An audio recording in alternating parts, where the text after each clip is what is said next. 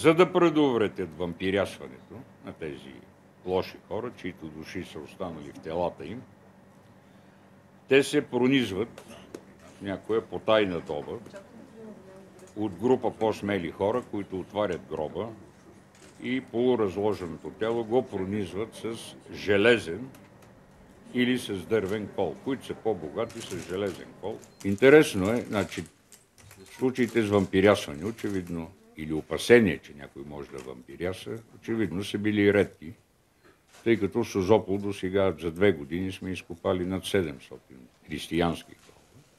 Само 2 от тях носят следи от манипулации, които трябва да предотвратят вампирясването на човека.